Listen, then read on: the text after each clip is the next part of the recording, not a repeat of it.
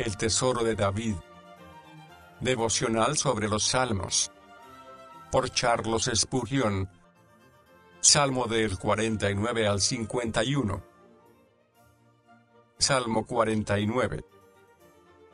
Versículo 2. Así los plebeyos como los nobles, el rico y el pobre juntamente. Nuestra predicación debería tener una voz que hablara a todas las clases, y todos deberían tener oído para ella. Acomodar nuestra palabra a los ricos solo sería una adulación vergonzosa, y dirigirnos solo a los pobres para agradarles es hacer la obra de un demagogo. La verdad puede ser dicha de tal forma que tenga poder para todos, y el sabio procura conseguir este estilo aceptable. Ricos y pobres pronto han de hallarse en la tumba, pueden estar contentos encontrándose ya ahora. En la congregación de los muertos serán abolidas todas las diferencias de rango, no debería haber ahora impedimentos para recibir instrucción conjunta.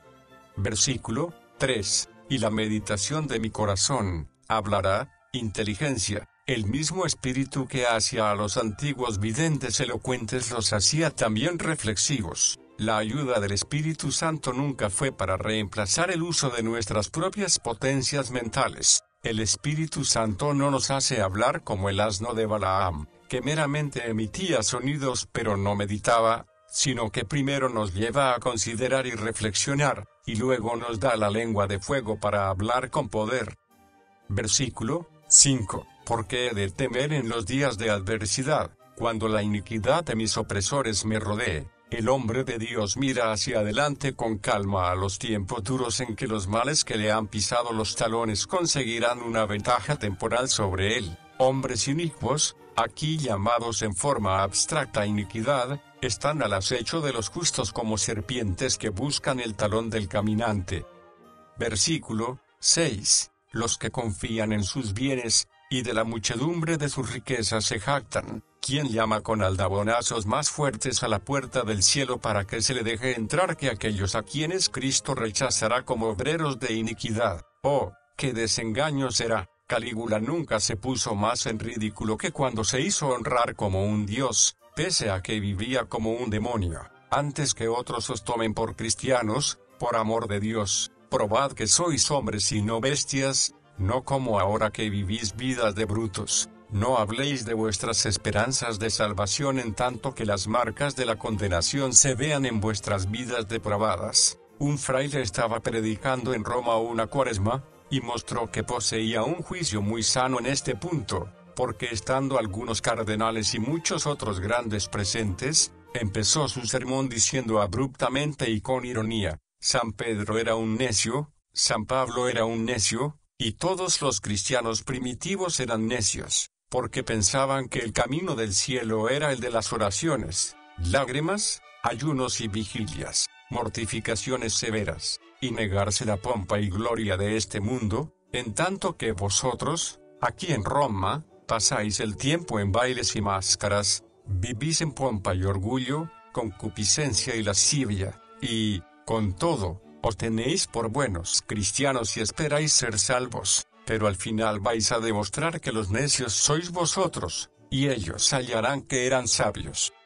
Versículo 7. Ninguno de ellos podrá en manera alguna redimir al hermano, con todas sus riquezas. Todos ellos puestos juntos no podrán rescatar a un camarada de las garras de la muerte. Se jactan de lo que harán con nosotros, que procuren por ellos, que pesen su oro en las balanzas de la muerte, y vean cuántos gusanos y podredumbre pueden comprar con él para su tumba. Versículo 8. Porque el rescate de su vida es demasiado caro, y nunca le bastará. En este juicio las lágrimas no prevalecerán, las oraciones no serán escuchadas, las promesas no serán admitidas, los arrepentimientos vendrán demasiado tarde, y en cuanto a las riquezas, títulos honoríficos, cetros y diademas no les servirán de mucho. Versículo 9. No hay precio que pueda asegurar a nadie que viva en adelante para siempre, y nunca vea corrupción. Los hombres se desviven en busca de oro. ¿Qué harían si fuera el elixir de la inmortalidad? El oro es pagado en abundancia para engañar al gusano del pobre cuerpo al embalsamarlo o al incluirlo en un ataúd de plomo, pero es un negocio miserable, una farsa y una burla. En cuanto al alma, es algo demasiado sutil para ser detenida aquí cuando oye la orden divina de ascender por rutas desconocidas. Nunca, pues, temeremos a aquellos que nos muerden los talones y se jactan de tesoros que son impotentes para salvar. Versículo 10. Que perecen del mismo modo que el insensato y el necio. La locura no inmuniza contra la muerte. Mueren el juglar que piruetea y el bufón que divierte, como también el erudito y el estudioso. La alegría no puede burlarse de la hora de la muerte. La muerte que visita la universidad no exime a la taberna. Versículo 11. Su íntimo pensamiento es que sus casas serán eternas, y sus habitaciones para generación y generación. Es muy necio el que en su pensamiento es más necio de lo que se permite al hablar. Este fruto podrido en su centro, son los mundanos. En lo profundo de su corazón, aunque no se atreven a decirlo, se imaginan que los bienes terrenales son reales y duraderos. Soñadores insensatos. La ruina de sus castillos y palacios debería enseñarles una lección, pero todavía acarician el engaño. No pueden distinguir el espejismo de las verdaderas corrientes de agua. Se imaginan que hay arcoíris en el establo, y que las nubes son las colinas eternas. Cristianos, muchos, como oradores, declaman contra la vanidad de la criatura, y hablan de modo despectivo del dinero, como hacen otros, y dicen: sabemos que es un poco de tierra refinada, pero en sus corazones están apegados al mismo, se resisten a separarse de él por amor a Dios o ante la voluntad declarada de Dios. Así como el que dice buenas palabras de Dios no significa que confía en Dios, el hablar malas palabras de las riquezas del mundo no los exime de confiar en ellas. Hay una diferencia entre declamar como un orador y actuar como un cristiano. Dan sus nombres a sus tierras. Es bastante común esta práctica. Sus terrenos son indicados por sus nombres. Es como si los escribieran sobre el agua. Los hombres incluso han llamado países según sus propios nombres. Pero, ¿de qué les sirve este cumplimiento, aun en el caso de que los demás persistan llamándolos así?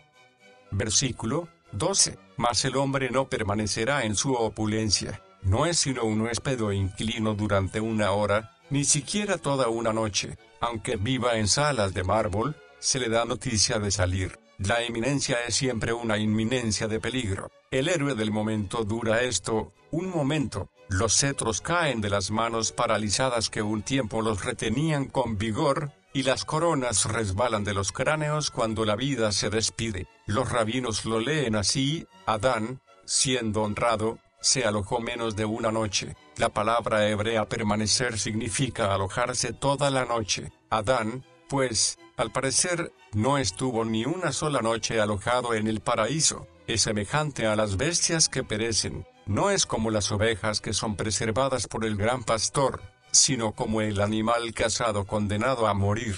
Vive la vida del bruto y muere la muerte del bruto, nadando en las riquezas, saciado de placer, ha engordado para la matanza, muere como el buey en el matadero. ¡Ay! Que una criatura tan noble use su vida de modo indigno y termine de modo tan desventurado y vergonzoso. Por lo que se refiere a este mundo, ¿en qué forma difiere la muerte de muchos hombres de la de un perro? Se hunden en el polvo vil de donde procedieron, sin que nadie los llore, honre o cante. ¿Qué razón hay, pues, para que los piadosos teman cuando estas bestias brutas naturales los asaltan? ¿No deberían seguir poseyendo sus almas en paciencia?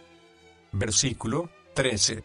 Su camino es locura. La locura del hombre raramente se ve más que en el afanarse por nada, en hacer un gran ruido cuando hay muy pocas nueces, como el bobalicón que se presentó a Alejandro jactándose de que podía hacer pasar un guisante por un agujero muy pequeño desde cierta distancia, destreza que le había costado muchas horas de prácticas, y pensaba que recibiría una gran recompensa, pero el rey le regaló una alcanasta de guisantes, recompensa apropiada a su diligente negligencia o ociosa actividad.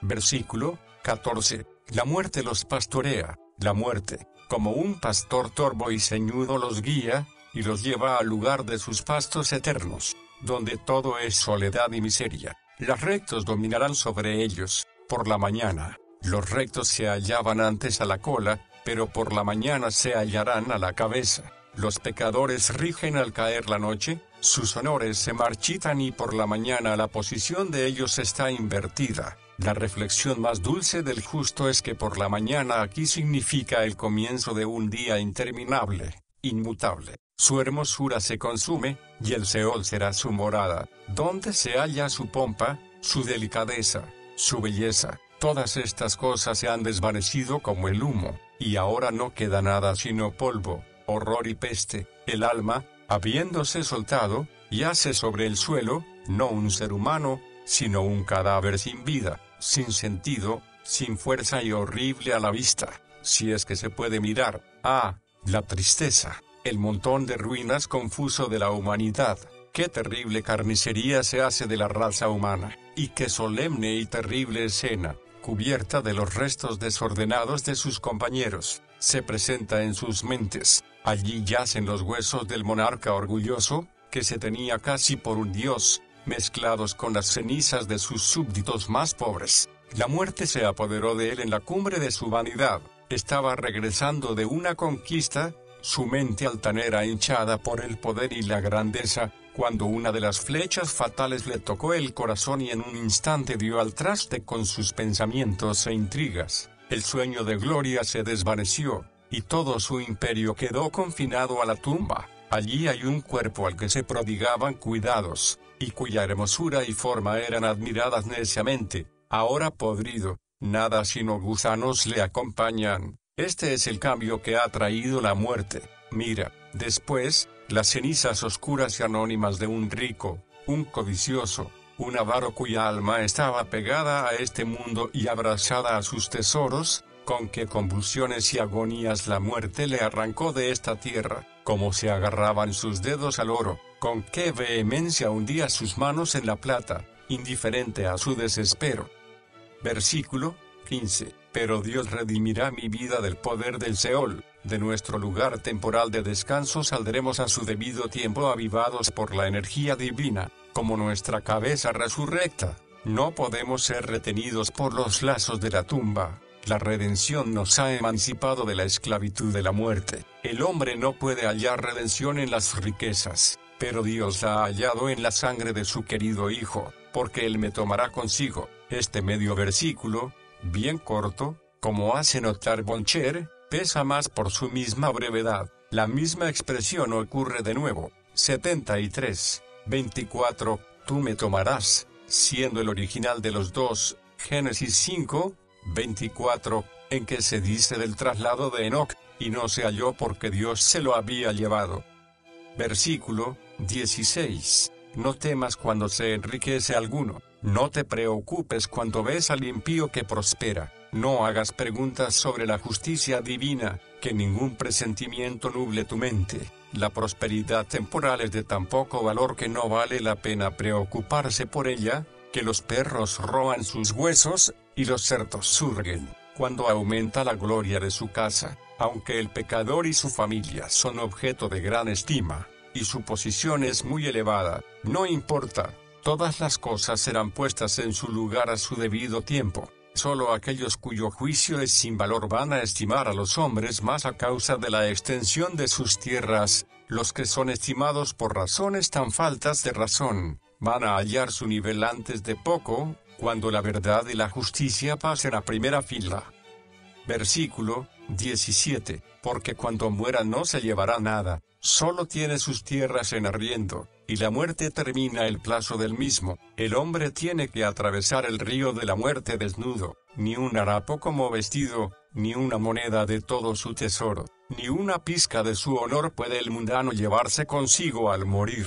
¿Por qué, pues, angustiarse por una prosperidad tan pasajera? Los ricos son como las piedras del granizo, hacen mucho ruido en el mundo, como el tableteo del granizo al caer sobre las tejas de la casa, caen, se quedan sobre el suelo y se derriten. La vida del hombre es como las riberas de un río, su estado temporal es la corriente, el tiempo erosiona las riberas, pero la corriente no cesa, sigue abajo, sin cesar, su gloria no desciende tras él, al descender, abajo, más abajo siempre, Ninguno de sus honores o posesiones le sigue. Las patentes de nobleza son papel mojado en el sepulcro. Su señorío, su honor, su gracia, todo ello son títulos ridículos en la tumba. El infierno no sabe nada de la aristocracia. Los pecadores delicados y melindrosos hallarán que las llamas eternas no respetan sus afectaciones y refinamientos. La muerte agarra al pecador por el cuello y le arrastra escaleras abajo a la tumba. La indulgencia de alguna tendencia pecaminosa tiene esta propensión al descenso,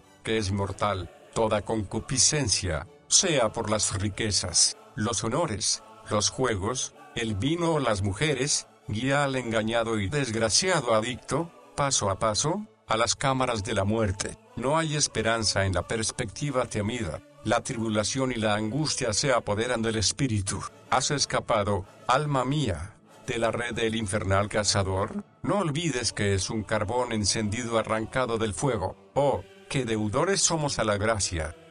Versículo 18. Aunque mientras viva, llame dichosa a su alma, se considera feliz, tiene las buenas cosas de esta vida. Su objetivo principal es bendecirse a sí mismo. Estaba cargado de la adulación de los halagadores. Los hombres te alabarán cuando las cosas te van bien. La generalidad de los hombres da culto al éxito, no importa cómo se consiga, no importa el color del caballo que gana, basta con que gane. Cuida el número uno es la filosofía del mundo proverbial, y el que presta atención a él es listo, un hombre de negocios capaz, un individuo astuto y con sentido común. El banquero se pudre como el limpiabotas, y el noble como el pobre. Hay pobres riquezas, que son los colores del arco iris en una burbuja, el arrebol de la niebla matutina, sin sustancia alguna. Así termina el canto del poeta. El tema es consolador para el justo, lleno de advertencia al mundano. Escucha, oh rico, escucha, oh pobre, prestad vuestro oído al mismo, vosotras naciones de la tierra. Salmo 50. Título, Salmo de Asaf. Este es el primer salmo de Asaf, pero no sabemos si fue la producción de este eminente músico o meramente era dedicado a él. Los títulos de 12 salmos llevan su nombre, pese a lo cual no sabemos si hemos de adscribirle la paternidad a él, porque varios de estos salmos son de fecha demasiado tardía para haber sido compuestos por el mismo autor que los otros. Versículo 3. Vendrá nuestro Dios, que venga nuestro Dios. Una oración para apresurar su advenimiento, como en Apocalipsis 22, 20. Un fuego consumidor hay delante de él. Como él dio su ley en fuego, así también en fuego será requerida.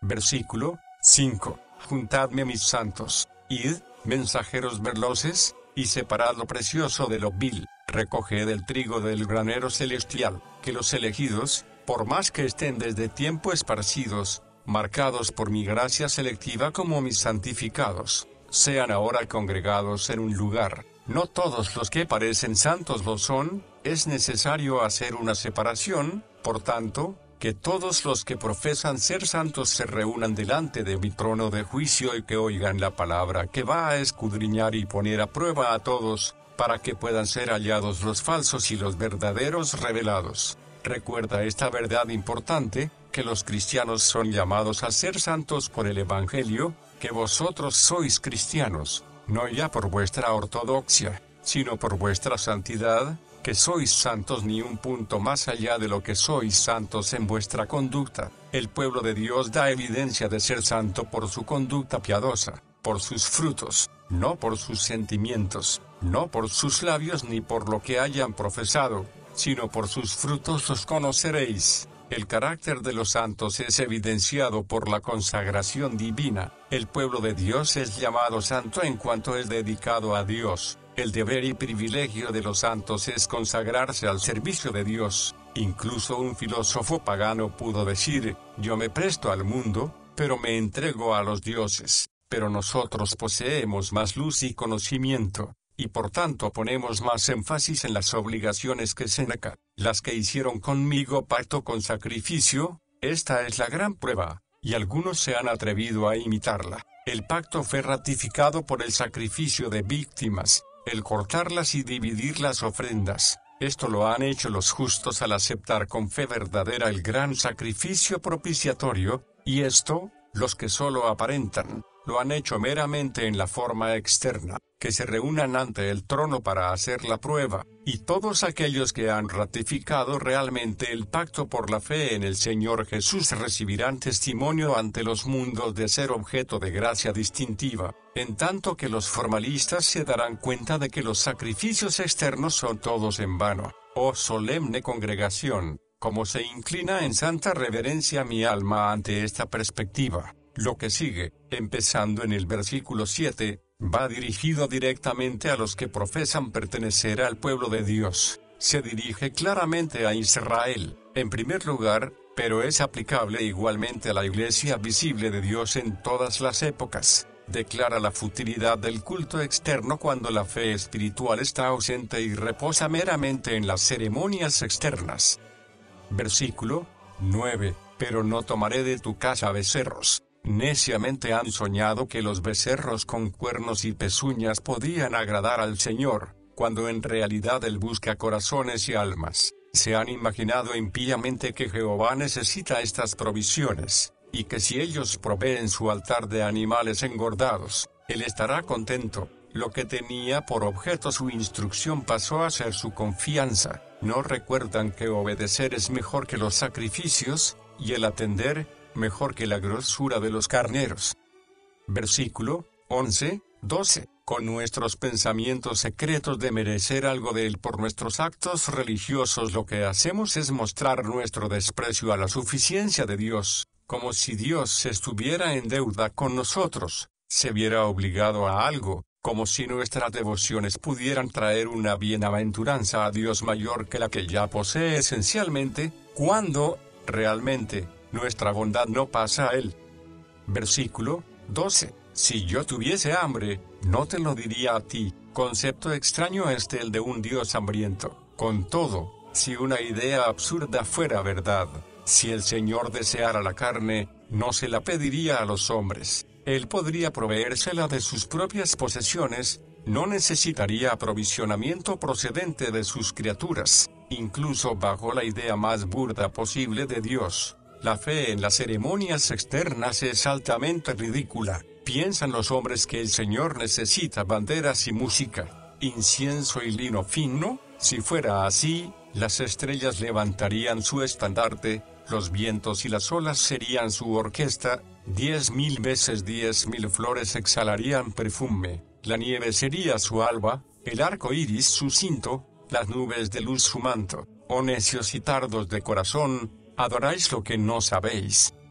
Versículo 13. ¿He de comer yo carne de toros, o he de beber sangre de machos cabríos? ¿Tan infatuados y ciegos sois pensando esto? ¿Puede el gran yo soy tener necesidades corporales que se satisfagan tan burdamente?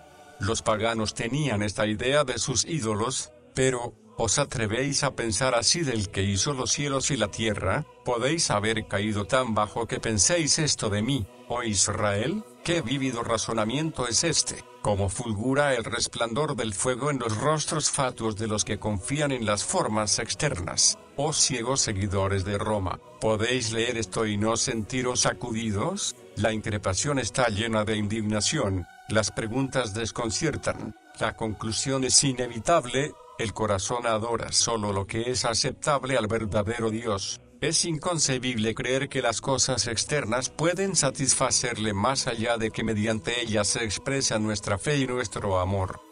Versículo 14. Ofrece a Dios sacrificio de alabanza. No mires a tus sacrificios en sí mismos como agradables a Dios, sino preséntalos como tributos de tu gratitud, es entonces que serán aceptados. Pero no hasta tanto tu alma no sienta amor y agradecimiento que ofrecerle. Versículo 15. E invócame en el día de la angustia. Oh versículo bienaventurado, es este, pues, el verdadero sacrificio, es una ofrenda, pues, el pedir limosna al cielo, lo es, el mismo Rey lo considera así, porque en ella se manifiesta la fe, en ella se prueba el amor, porque en la hora de peligro corremos hacia aquellos que amamos. ¿Quién dirá que los santos del Antiguo Testamento no conocían el Evangelio? Su mismo espíritu y esencia se exhalan como incienso en todo este santo salmo. Y tú me honrarás. Aquí vemos lo que es el verdadero ritual. Aquí leemos rúbricas inspiradas. La adoración espiritual es lo importante, lo esencial. Todo lo demás fuera de ella es más bien una provocación para Dios, como ayudas al alma. Las ofrendas externas eran preciosas, pero cuando los hombres no van más allá de ellas, incluso estas cosas santificadas quedaban profanadas a la vista del cielo.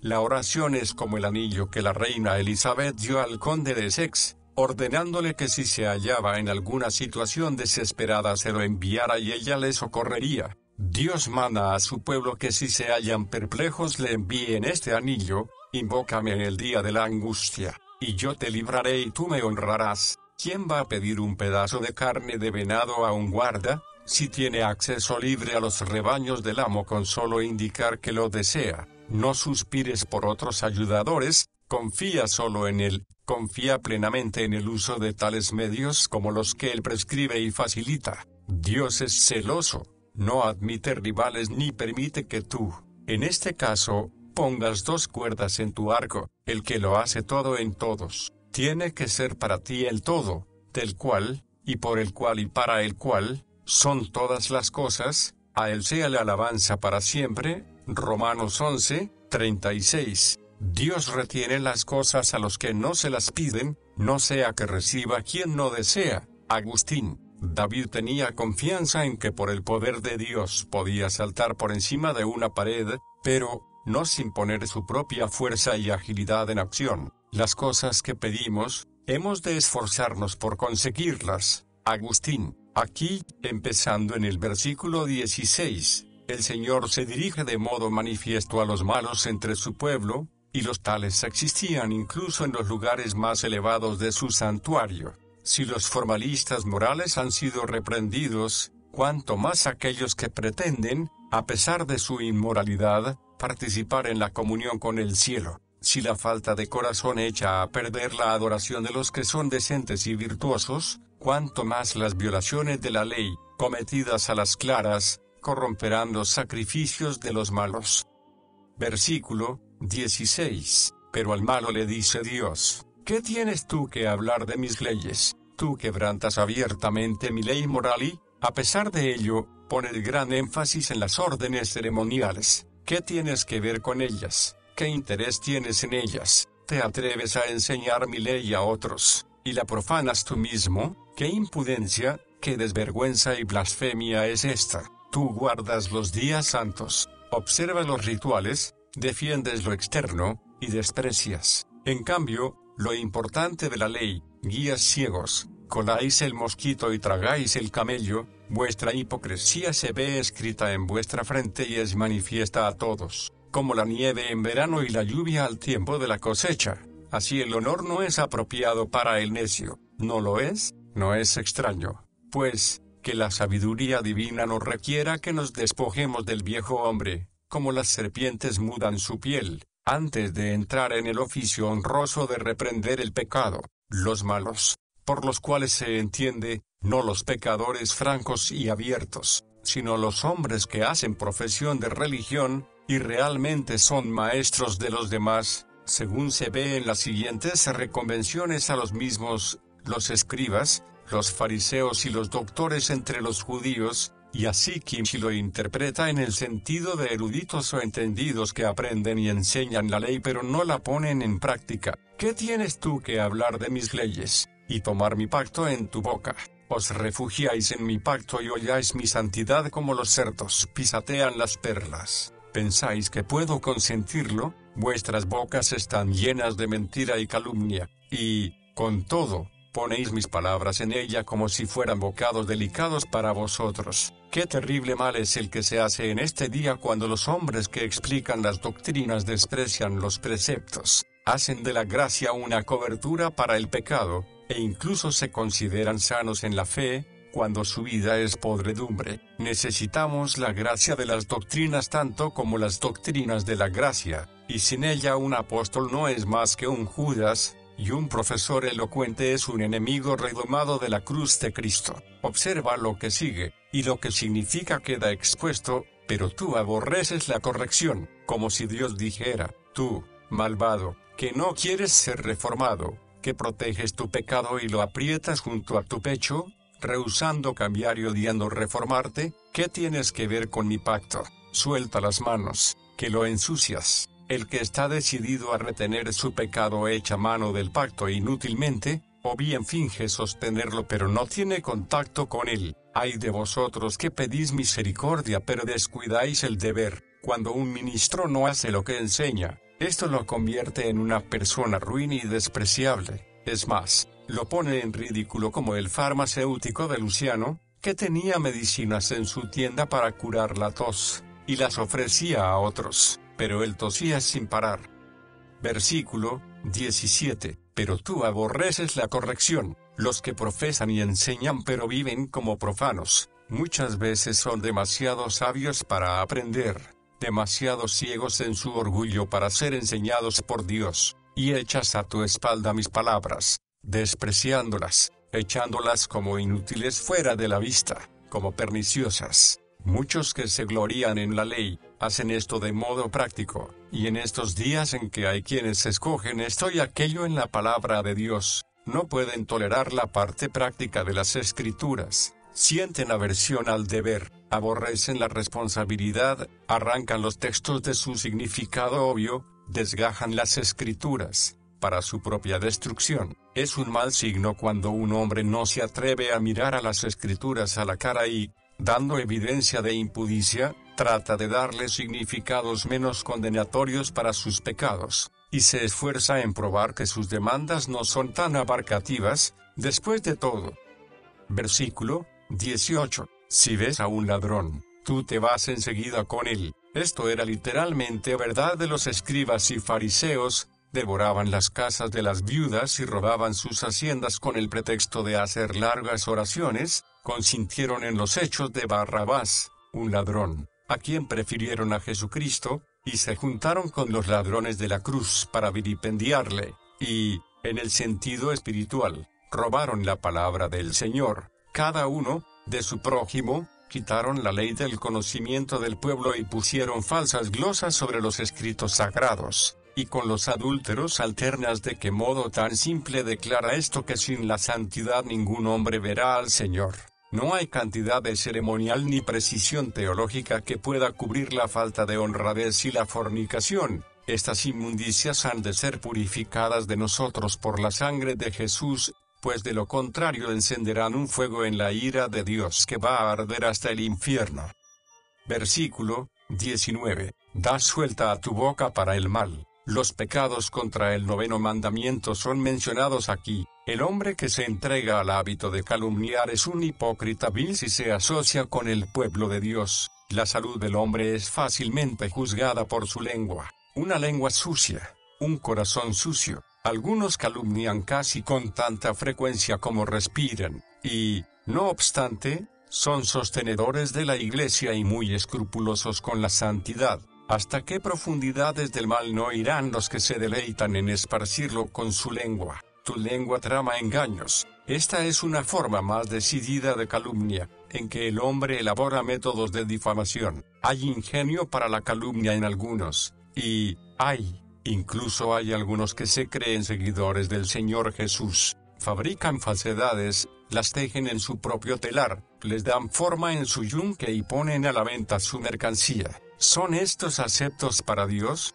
Aunque pongan su riqueza sobre el altar y hablen elocuentemente de la verdad y la salvación, ¿puede serles Dios favorable? Si así lo creyéramos estaríamos blasfemando contra el santo Dios. Ante su vista son corrupción, hedora sus narices. Él echará a todos los mentirosos en el infierno. Que prediquen, oren y sacrifiquen cuanto quieran, hasta que se vuelvan veraces. El Dios de la verdad los detesta hasta lo sumo.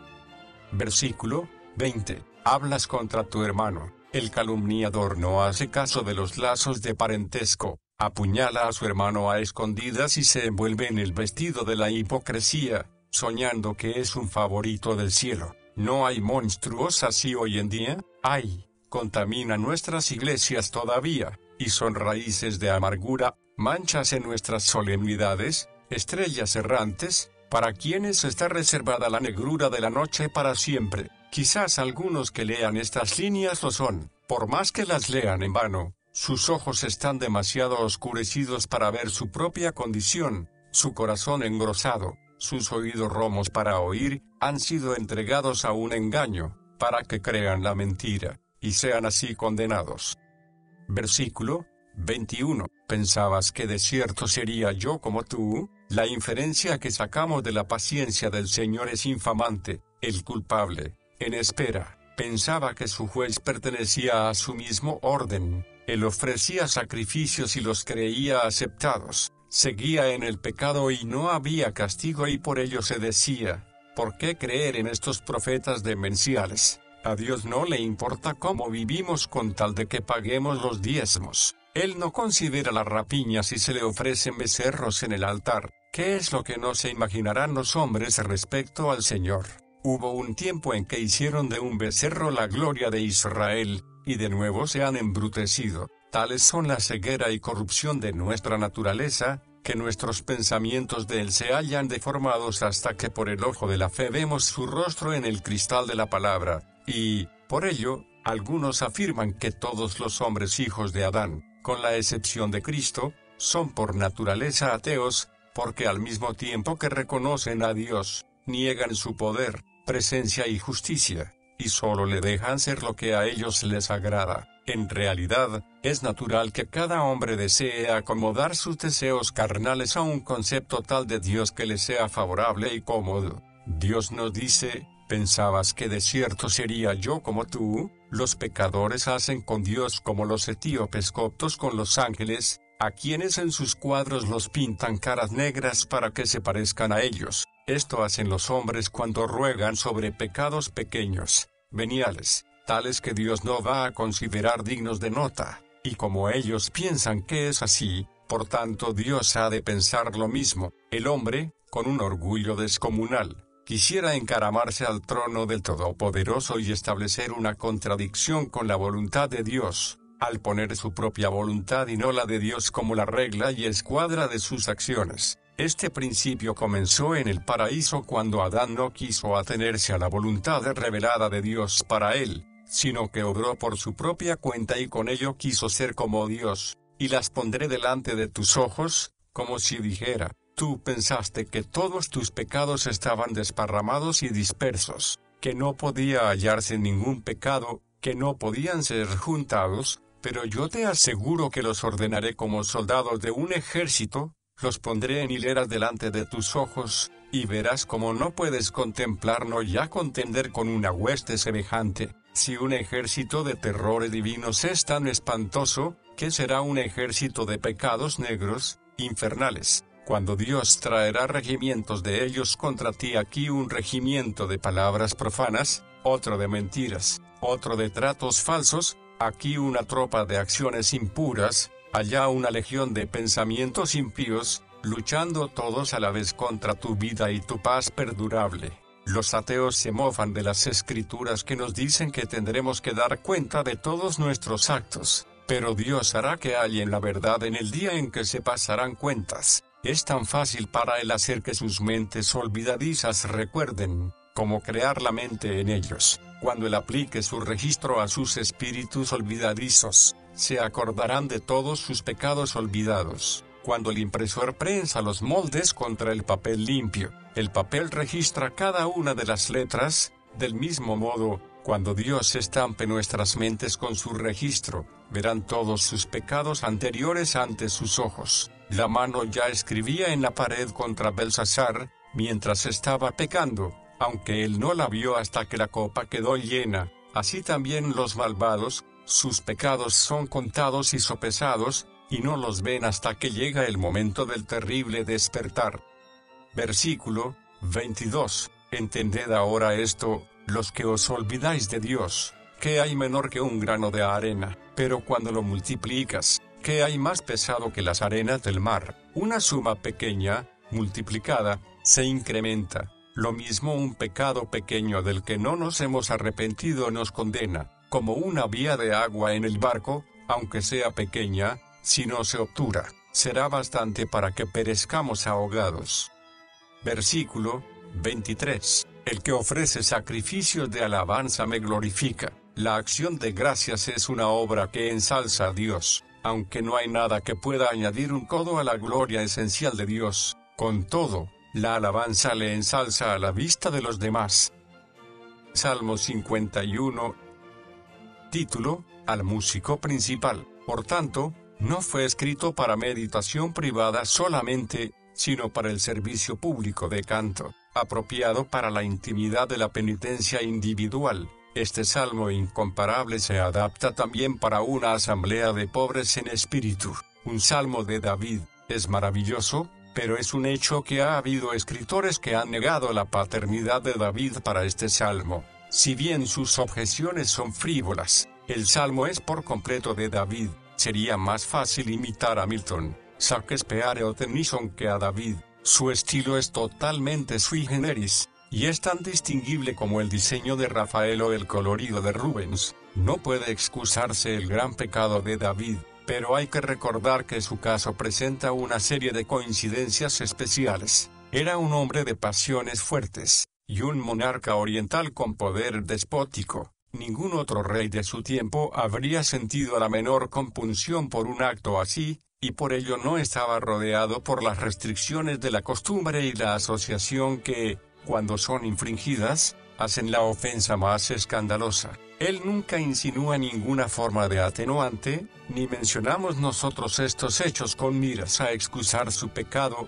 que era detestable en el más alto grado, sino para advertencia a los demás, y que reflexionen que la licencia que se permiten ellos mismos en estos días puede tener consecuencias y culpa más grave que en el caso del rey de Israel que cometió este hierro. Cuando recordamos su pecado, insistamos principalmente en su penitencia y en la larga serie de castigos que siguieron y que hicieron del resto de su vida una historia tan luctuosa. Este salmo es la joya más preciosa de todo el libro, y contiene instrucción tan importante y doctrina tan grande que la lengua de los ángeles no podría hacer justicia a su pleno desarrollo. Este salmo es titulado con frecuencia y apropiadamente la guía del pecador. En algunas versiones es una ayuda para el pecador arrepentido. Atanasio recomienda a algunos cristianos, a quienes está escribiendo, que lo repitan cuando se despierten por la noche. Todas las iglesias evangélicas están familiarizadas con él. Lutero dice: no hay otro salmo que sea cantado u orado con mayor frecuencia en la iglesia. Este es el primer salmo en que tenemos la palabra espíritu usada en su aplicación al Espíritu Santo. Este es el más conmovedor de todos los salmos, y estoy seguro que es uno de los que me son más aplicables. Parece haber sido la efusión de un alma dolorida por el sentimiento de una transgresión seria y reciente. Dios mío, tanto si es reciente como si no lo es, hazme sentir la enormidad de mis múltiples ofensas y no recuerdes contra mí los pecados de mi juventud. Versículo 1. Ten piedad de mí, oh Dios. David apela al instante a la misericordia de Dios, antes incluso de mencionar su pecado. La vista de la misericordia es buena para los ojos que duelen el llanto penitencial. El perdón del pecado siempre ha de ser un acto de pura misericordia, y por tanto es a este atributo que ha de dirigirse el pecador despertado. No me atrevo a decir mi Dios, porque esto sería presunción. Te he perdido a ti por mi pecado, me he distanciado de ti al seguir al enemigo, y por tanto no soy limpio. No me atrevo a acercarme a ti, sino que me quedo a distancia y elevo mi voz con emoción y contrición de corazón, y clamo y digo: ten piedad de mí, oh Dios. Conforme a la multitud, los hombres se quedan aterrorizados ante la multitud de sus pecados, pero aquí hay consuelo. Nuestro Dios tiene multitud de misericordias. Si nuestros pecados fueran en número como los cabellos de nuestra cabeza, las misericordias de Dios son como las estrellas de los cielos, y como Él es un Dios infinito, sus misericordias son infinitas, sí, muchas más que nuestros pecados, como Él mismo está por encima de nosotros pobres pecadores. Versículo 2. Lávame a fondo de mi maldad, el tinte es en sí indeleble, y yo, pecador, he permanecido sumergido en él largo tiempo, hasta que el carmesí ha quedado fijado, pero, Señor, lávame, lávame y lávame de nuevo, hasta que la última mancha haya desaparecido y no quede rastro en mí de mi contaminación. El hipócrita se contenta con que sean limpiados sus vestidos, pero el verdadero penitente dama, lávame a mí. Uno de los pecados es contra Betsabe, que sirvió para mostrar al salmista toda la montaña de su iniquidad, de la cual este hecho nefando era solo una piedra desprendida. Su deseo es librarse de toda la masa de su inmundicia, que, aunque poco notada antes, ha pasado a ser un terror horrible y alucinante para su mente, de donde aprendemos qué cosa tan vil, asquerosa y miserable es el pecado a la vista de Dios. Tiñe el cuerpo del hombre, y tiñe su alma, y le hace más vil que la más vil de las criaturas. Ningún sapo es más vil y repugnante a la vista del hombre que un pecador manchado y contaminado por el pecado a la vista de Dios, hasta que es limpiado y lavado en la sangre de Cristo. Y límpiame de mi pecado. Esta es una expresión más general, como si el salmista dijera: Señor, si no basta con lavarme, prueba otro medio; si el agua no sirve, prueba el fuego; no dejes nada sin probar, para que pueda ser purificado. Líbrame de mi pecado por el medio que sea, por todos los medios, solo purifícame por completo, y no dejes culpa en mi alma. No es por causa del castigo que dama, sino por el pecado. Muchos criminales están más alarmados ante la horca que en presencia del crimen que los lleva a ella. El ladrón se deleita en el pillaje, aunque teme la cárcel. No es así David. El pecado le trastorna por ser pecado, sus gritos más penetrantes son contra el mal de su transgresión y no contra las penosas consecuencias de la misma. Cuando tratamos seriamente con nuestro pecado, Dios nos trata cuidadosamente a nosotros. Cuando aborrecemos lo que aborrece el Señor, Él pronto va a poner fin al tormento y nos devolverá el gozo y la paz. El pecado es repugnante, pensar en él, hablar de él, escuchar acerca de él, hacerlo. En una palabra, solo hay en ello ruindad y vileza.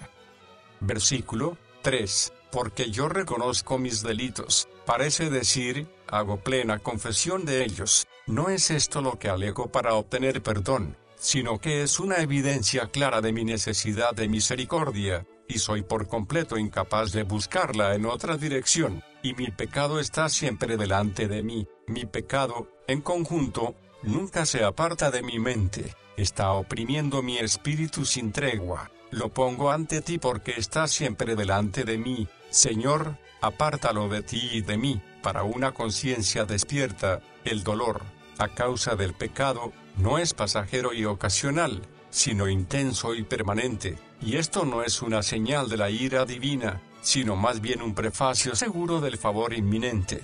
David confiesa y admite su pecado como propio. Aquí está nuestra riqueza. ¿Qué es lo que podemos llamar nuestros sino el pecado? Nuestro alimento y vestido, las cosas necesarias para la vida, son algo prestado. Venimos al mundo, hambrientos y desnudos, pedimos prestadas estas cosas y no merecemos ninguna aquí. Nuestro pecado vino con nosotros, como confiesa después David. Tenemos derecho por herencia al pecado, recibiéndolo por la transmisión de nuestros padres, tenemos derecho a poseerlo, como Job. Tú me haces poseer los pecados de mi juventud. Versículo 4. Contra ti solo he pecado. Un pecado de debilidad puede admitir algo de excusa.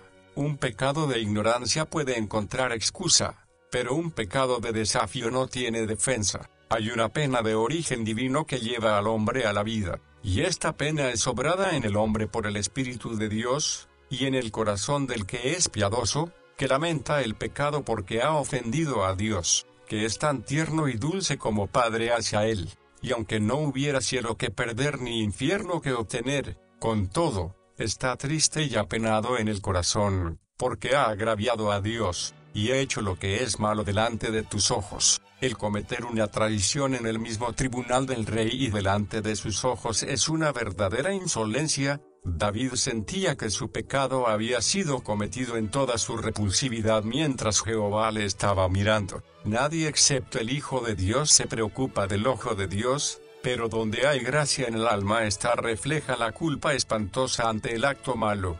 Cuando recordamos que Dios a quien ofendimos estaba presente cuando se cometía la transgresión. Versículo 5. Mira que en maldad he sido formado. David está anonadado por el descubrimiento de su pecado innato, e inmediatamente lo pone delante. Esto no es con la intención de justificarse, sino más bien de completar la confesión. Es como si dijera, no solo he pecado esta vez, sino que soy por mi propia naturaleza un pecador. La fuente de mi vida está contaminada ya en su comienzo. Las tendencias por mi nacimiento están desequilibradas, me inclino a las cosas prohibidas. La mía es una enfermedad constitucional, que hace mi misma persona detestable para tu ira, y en pecado me concibió mi madre. Vuelve a los primeros instantes de su ser, no para culpar a su madre, sino para reconocer las raíces más profundas de su pecado. Negar el pecado original y la corrupción natural que nos enseña la Escritura es ponerse frente a frente de la misma. Sin duda, a los hombres que se revuelven contra esta doctrina es necesario que les enseñe el Espíritu Santo cuáles son los primeros principios de la fe. Versículo 5, 6. Es un mirar de asombro, como hallándose delante del grande y santo Dios, y, por tanto, lo hace seguir de otro, en el original, dirigido a Dios. Mira, tú amas la verdad en lo íntimo, y es como si dijera en ambos, oh, ¿hasta qué punto estoy abrumado cuando me miro, por un lado, a mí mismo y veo lo infinitamente corrupto que soy en la misma constitución de mi naturaleza, y, por otro, contemplo y considero que Dios tan infinitamente santo eres tú, en tu naturaleza y ser, y qué santidad es la que requieres. Estoy del todo abrumado al darme cuenta de las dos cosas, y no puedo mirar más, ni aun a ti, oh santo Dios. Versículo 6. Tú amas la verdad en lo íntimo. Dios exige realidad, sinceridad, verdadera santidad, fidelidad del corazón. No tiene interés en la pureza pretendida. Mira la mente, el corazón, el alma. El Santo de Israel siempre ha estimado a los hombres en su naturaleza interior, y no en lo que profesan exteriormente. Para él, lo interior es tan visible como lo exterior, y juzga rectamente que el carácter esencial de una acción se halla en el motivo del que la ejecuta. Versículo 7. Purifícame con hisopo, dame la realidad simbolizada por las ceremonias legales. Este pasaje debe ser leído como la voz de la fe, así como una oración, y dice, límpiame con hisopo, y seré limpio, sucio como estoy. Hay tal poder en la propiciación divina que mi pecado desaparecerá, y quedaré más blanco que la nieve. Nadie sino tú puede emblanquecerme, pero tú puedes en tu gracia rehacer la naturaleza y ponerla en su estado más puro. La nieve pronto recoge humo y polvo, se derrite y desaparece. Tú puedes darme una pureza permanente. La nieve es blanca por debajo, así como en la superficie. Tú puedes obrar con una pureza semejante en mí y hacerme tan limpio que solo con una hipérbole más blanco se pueda expresar mi condición inmaculada. Señor, hazlo, mi fe cree que lo harás, y sabe bien que puedes hacerlo. Las Escrituras contienen pocos versículos en que se exprese una ley tan plena como esta. Considerando la naturaleza del pecado y el profundo sentido que tiene el salmista del mismo, es una fe gloriosa la que puede ver en la sangre un mérito más que suficiente para purificarla enteramente. Pero, ¿cómo es posible esto? Todos los tintes de la tierra no pueden teñir el rojo y volverlo blanco. ¿Cómo es posible, pues, que mis pecados, que son rojos como el carmesí, puedan ser hechos más blancos que la nieve? Realmente esta retrogradación no es obra del arte humano, tiene que ser obra de aquel que hizo retroceder 10 grados el sol en el reloj de Acaz, porque Dios tiene un salitre de gracia capaz no solo de desvirtuar el rojo de los pecados carmesí, sino la negrura de los pecados mortales y dejar el alma blanca y pura. Pero la blancura como la que se manifiesta en la nieve no va a ser útil, porque, como en el caso de Gehazi, que salió de delante de Elías leproso y blanco como la nieve, lo que necesitamos, según dice David, es ser hechos más blancos que la nieve, y esta blancura es la que se obra en nosotros por dentro al ser lavados por Dios, porque no hay nieve que sea tan blanca a los ojos de los hombres como la del alma limpiada de pecado a los ojos de Dios. Sir Richard Baker. Versículo 8. Hazme oír gozo y alegría, Así como el cristiano puede ser el hombre más apenado del mundo, así también no hay otro más gozoso que él, porque la causa de su gozo es la mayor, y al ser su miseria grande, su liberación es grande, y por ello su gozo es máximo. Archibald Simpson. Y se recrearán los huesos que has abatido. David gemía no por meras heridas de la carne, sus potencias más firmes y tiernas estaban quebrantadas, desmenuzadas, su humanidad había sido dislocada, magullada. Con todo, si el que había triturado quería curar, cada herida pasaría a ser una boca para el canto, cada hueso, temblando antes en la agonía, una fuente de intenso deleite. La figura es atrevida, y lo mismo el suplicante, está pidiendo una gran cosa, busca gozo para un corazón pecaminoso, música para los huesos abatidos, una adoración asombrosa de ser enviada a cualquier parte excepto al trono de Dios, más asombrosa allí aún, de no ser por la cruz en que Jehová Jesús llevó nuestros pecados en su cuerpo en el madero. Versículo 9. Oculta tu rostro de mis pecados. Dice en el tercer versículo que su pecado está siempre delante de su vista, y ahora ruega que Dios lo quite de la vista de él. Este es un orden correcto. Si tenemos nuestros pecados frente a nuestros ojos para considerarlos, Dios los echará tras su espalda para perdonarlos, pero si los recordamos y nos arrepentimos, Él los olvidará y los perdonará. Borra todas mis maldades. Si Dios no esconde su rostro de nuestro pecado, tiene que esconderlo para siempre de nosotros, y si Él no borra nuestros pecados, tiene que borrar nuestros nombres del libro de la vida. Versículo 10. Crea que, de tal forma nos ha destruido el pecado que el Creador tiene que ser invocado de nuevo, que ruina ha obrado el mal entre la humanidad. Crea en mí, yo, en mi fábrica externa, existo todavía, pero estoy vacío, desierto por dentro. Ven, pues, y que tu poder sea visto en una nueva creación dentro de mí yo caído. Tú hiciste a un hombre en el mundo al principio, Señor, haz un nuevo hombre en mí, un corazón limpio. En el versículo 7 ha pedido ser limpiado, ahora busca un corazón apropiado a este estado de limpieza, pero no dice, limpia mi viejo corazón. Tiene demasiada experiencia en la inutilidad de la vieja naturaleza, quiere el viejo hombre enterrado como algo muerto, y que una nueva creación ocupe su lugar. Nadie sino Dios puede crear, sea un nuevo corazón o una nueva tierra. Versículo 11. No me eches de delante de ti, no me eches como inútil, no me expulses, como a Caín, de tu presencia, de tu rostro y de tu favor. Permíteme estar sentado entre los que participan de tu amor, aunque sea atendiendo la puerta. Merezco que se me niegue para siempre la entrada en tus atrios, pero, oh buen Señor, permíteme este privilegio todavía, que es tan caro para mí como la vida.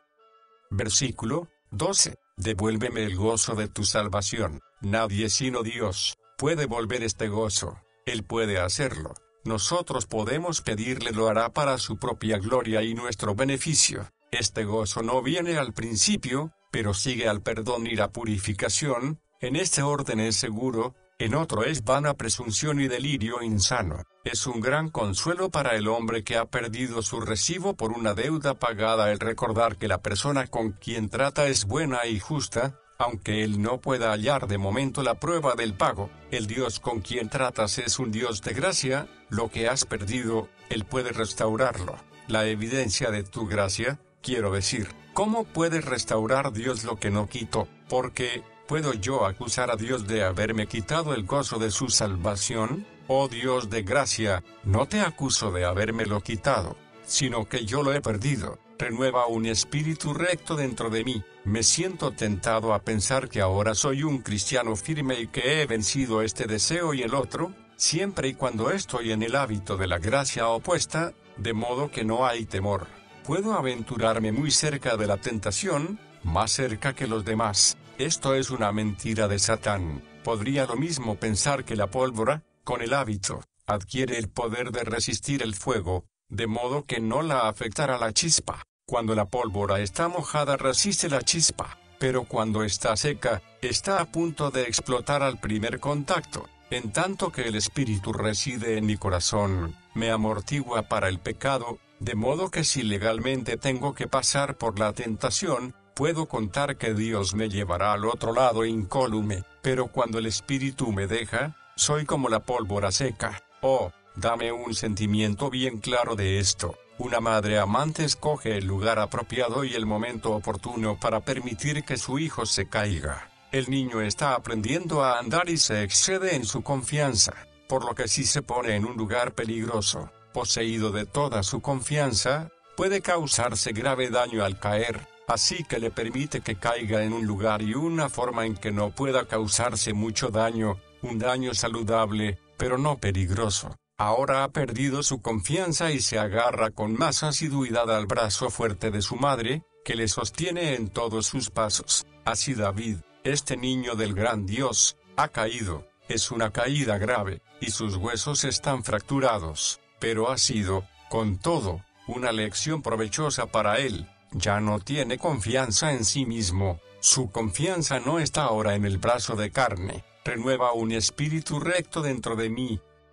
Versículo 13. Entonces enseñaré a los transgresores tus caminos. Los cazadores furtivos redimidos son los mejores guardabosques. El haber sido perdonado le será útil, porque ha sido enseñado en la escuela de la experiencia, y su manera va a ser convincente, porque hablará con simpatía, como uno que siente lo que declara. La audiencia que el salmista escogería es digna de ser notada. Instruirá a los transgresores como él mismo, los demás pueden despreciarlos, pero un compañero de fatigas crea un lazo de simpatía. Si es indigno de edificar a los santos, se arrastrará con los pecadores y les hablará humildemente del amor divino.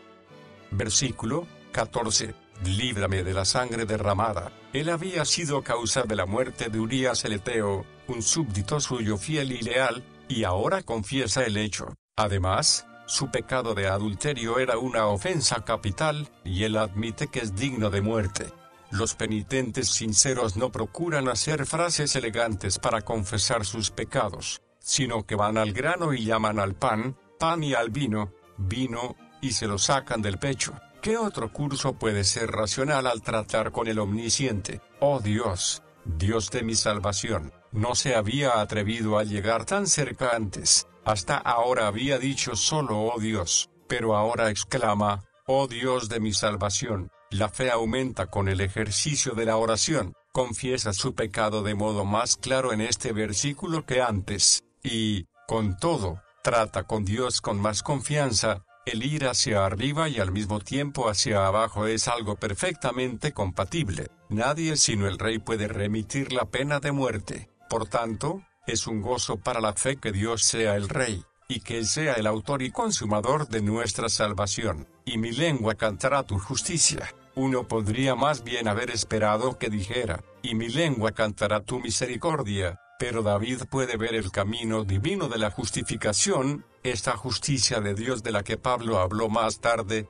por la cual los impíos son justificados, y promete cantar, sí, y cantar con gozo sobre los caminos de la misericordia justa. Después de todo, es la justicia de la divina misericordia que es su maravilla suprema. Observa que David, en el último versículo, se ofrece para predicar, y ahora para cantar. No podemos nunca hacer demasiado para el Señor, a quien debemos más que nuestro todo. Si pudiéramos ser predicadores, porteros, cantores, cuidadores, todo en uno, todo ello no sería bastante para mostrar nuestra gratitud. Un gran pecador perdonado se vuelve un buen cantor. El pecado tiene una voz resonante, y así debe ser nuestro agradecimiento. No cantaremos nuestras propias alabanzas si somos salvados, sino que nuestro tema será el Señor nuestra justicia, en cuyos méritos somos justamente aceptados en justicia. Versículo 15. Y publicará mi boca tu alabanza. Si Dios le abre la boca, es seguro que es para obtener su fruto. Según sea el guardián de la puerta es el carácter de lo que sale de los labios del hombre, cuando las que abren la puerta son la vanidad, la ira, la falsedad y las pasiones, salen de ella las peores maldades. Si deseamos guardar la puerta de la casa de Dios, roguemos a Dios primero que seamos buenos guardadores de la puerta de nuestra propia casa, para que Él cierre nuestra boca contra palabras impropias y abra la puerta de nuestros labios para que nuestra boca publique su alabanza. Esta era la oración de David, y debería ser tu práctica, para lo cual observa 3 puntos especialmente. ¿Quién? El Señor, que abre mis labios. ¿Por qué? Para que mi boca publique tu alabanza. David pide que sus labios sean abiertos. En otras palabras, que Dios le dé motivo de alabanza. El significado que solemos dar a la expresión es que Dios dirija su lengua por medio del Espíritu de modo que le haga apto para cantar sus alabanzas. Pero, aunque sea verdad que Dios ha de proveernos las palabras, y que si no lo hace no podemos por menos que quedar en silencio, David parece dar a entender que debe callar hasta que Dios le llame al ejercicio de la acción de gracias al concedernos el perdón. Versículo 16-17. ¿Es algo roto útil aún para algo? ¿Podemos beber en un vaso roto? ¿Podemos apoyarnos en un cayado roto? Aunque otras cosas puedan quedar peores por haber sido rotas, con todo, el corazón nunca está en mejores condiciones que cuando está quebrantado o partido, porque si no está partido no podemos ver lo que hay dentro. Aunque Dios ama un corazón entero en su afecto, pese a ello, ama el corazón quebrantado en el sacrificio.